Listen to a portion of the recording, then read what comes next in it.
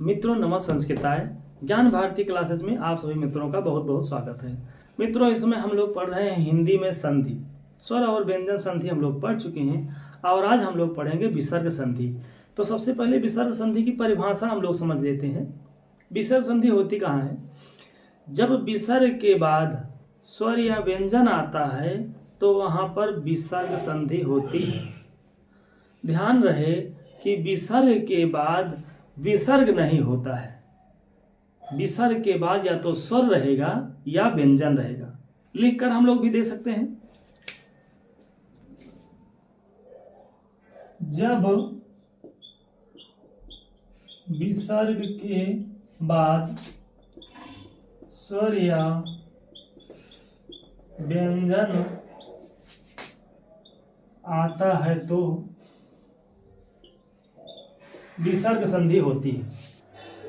अब इसके बाद एक परिभाषा है, एक नियम भी है कि जब विसर्ग के बाद चाछा आता है तो विसर्ग के स्थान पर ताला बेसा हो जाता है। विसर्ग रहेगा और उसके बाद क्या रहेगा? चा या छा। विसर्ग रहेगा, विसर्ग के बाद चा रहेगा या छा रहेगा तो हो जाएगा ताला बेसा। जैसे निधन छल या चल, तो विसर्ग के स्थान पर ताला बेसा कर देंगे और रूप बन जाएगा निश्चल। उसी तरह निधन छल, विसर्ग है, विसर्ग के बाद छ है तो विसर्ग के स्थान पर ताला बेसा हो जाएगा और रूप बन जाएगा निश्चल। फिर निधन चय बराबर रूप बन जाएगा निश्चय। हरिधन चंद्र बराबर रूप बन गया हरिश्चंद्र। नियम भी यही कहता है कि जब विसर्ग हो और विसर्ग के बाद चाहे चा हो या छा हो तो विसर्ग के स्थान पर तालब सा हो जाता है। जैसे निश्चल, निश्चल, निश्चय और हरिश्चंद्र। फिर एक नियम आता है कि जब विसर्ग के बाद ता या था हो तो विसर्ग के स्थान पर दंती सा हो जाता है। इधर कोई परिवर्तन नहीं होगा और इधर विसर्ग के बाद ता या था होगा तो विसर्ग के स्थान पर क्या बन जाएगा? दंती सा। जैसे निधन तेज और रूप बन जाएगा निस्तेज। नमः धन ते और रूप बन गया नमस्ते। फिर दुह धन तर।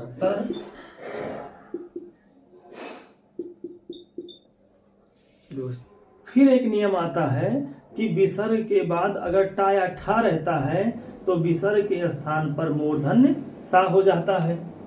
विसर्ग रहेगा और उसके बाद टा रहेगा या ठा रहेगा तो विसर्ग के स्थान पर क्या हो जाएगा? मूर्धन्य सा। जैसे दुहधन टा, विसर्ग है और विसर्ग के बाद टा है तो विसर्ग के स्थान पर क्या हो जाएगा? रूप बन जाएगा दुष्ट। और धन टंकार, एक है धनु धन टंकार। नियम भी वही है कि विसर्ग के बाद टा हो तो विसर्ग के स्थान पर सा हो जाता है, रूप बन जाएगा धनुष टंकार। फिर एक उदाहरण है निधन ठुर, विसर्ग के स्थान पर मूर्धन्य सा हो जाएगा, रूप बन जाएगा निष्ठुर। फिर एक नियम है कि जब विसर्ग के बाद तालव्य सा, मूर्धन्य सा और दंती सा आता है तो विसर्ग के स्थान पर या तो विसर्ग बना रहता है या फिर तालव्य सा, दंती सा और मूर्धन्य सा हो जाता है। विसर्ग रहेगा और विसर्ग के बाद तालव्य सा रहेगा या फिर मूर्धन्य सा रहेगा या फिर दंती सा रहेगा। पहले विसर्ग रहेगा और विसर्ग के बाद तालव्य सा या मूर्धन्य सा या दंती सा।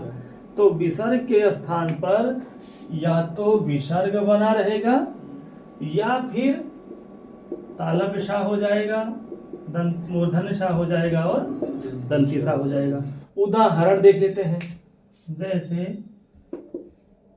दुह धन शासन।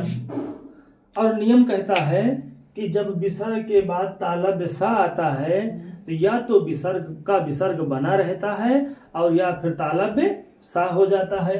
तो दो दो रूप बनेंगे, एक हो जाएगा विसर्ग के स्थान पर क्या हो जाएगा तालव्य सा, और आगे शासन है,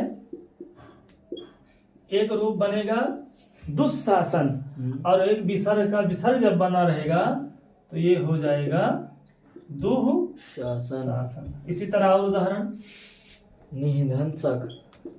जैसे निधन शंख, निधन शंख है, विसर्ग के बाद तालव्य सा है, तो विसर्ग के बाद तालव्य सा आएगा तो या तो विसर्ग विसर्ग ही बना रहेगा या फिर विसर्ग के स्थान पर तालव्य सा हो जाएगा। तो ये रूप बन जाएगा निशंक और या फिर निशंक। और आगे हरिधन सेते। हरिधन सेते, ये बहुत पूछते हैं, हरिधन सेते का उदाहरण पूछता है। तो हरि में विसर्ग है और बाद में तालव्य सा है, तो या तो विसर्ग विसर्ग ही बना रहेगा और या फिर विसर्ग के स्थान पर तालव्य सा हो जाएगा। तो ये रूप बन जाएगा हरिशेते और या फिर हरिह सेते। समझ गए? और निधन संदेह। निधन संदेह, निधन संदेह। विसर्ग है, विसर्ग के बाद सा है, तो या तो विसर्ग के स्थान पर विसर्ग रहेगा और या फिर विसर्ग के स्थान पर आगे दंती सा है तो दंती सा हो जाएगा और रूप बन जाएगा निस्संदेह। निस्संदेह और एक रूप बनेगा निसंदेह। और विसर्ग संधि में एक परिभाषा और है कि जब विसर्ग के बाद का या खा आता है, पा या फा आता है, तो विसर्ग के स्थान पर कोई परिवर्तन नहीं होता है। विसर्ग के बाद का, खा, पा और फा, ये चार वर्ण हो गए। यदि विसर्ग के बाद का, खा और पाफा आता है तो फिर विसर्ग में कोई परिवर्तन नहीं होता है, विसर्ग के स्थान पर विसर्ग ही बना रहेगा। जैसे राजा धन कण। और परिभाषा कहती है कि विसर्ग के बाद काखा या पाफा हो तो विसर्ग के स्थान पर कोई परिवर्तन नहीं होगा, तो ये बना रहेगा राजा कण। प्रातः काल। प्रातः धन काल। जब विसर्ग के बाद का आता है तो फिर विसर्ग के स्थान पर कोई परिवर्तन नहीं होता है, ये बना रहेगा प्रातः काल। आगे अंतः धनपुर। अंतः धन पुर, यहाँ भी कोई परिवर्तन नहीं होगा, अंतःपुर बना रहेगा। फिर अंतः धन करण। अंतः धन करण। विसर्ग के बाद का है तो यहाँ पर कोई परिवर्तन नहीं होगा, रूप बना रहेगा दुह धन खा। हाँ, दुह धन खा। दुह धन खा विसर्ग है और विसर्ग के बाद क्या है खा है, तो विसर्ग में फिर कोई परिवर्तन नहीं होगा और ये बना रहेगा दुख। अभी हम लोग पढ़े कि जब विसर्ग के बाद का, खा, पाफा आता है तो विसर्ग के स्थान पर कोई परिवर्तन नहीं होता है, लेकिन कुछ अपवाद हैं कि विसर्ग के बाद का, खा, पाफा आता है तो विसर्ग के स्थान पर सा हो जाता है। इसको अपवाद के रूप में देख लीजिए, विसर्ग रहेगा और बाद में काखा या पाफा आता है तो विसर्ग के स्थान पर दंती सा हो जाता है। जैसे उदाहरण, जैसे नमः धन कार। जैसे नमः धन कार। कार।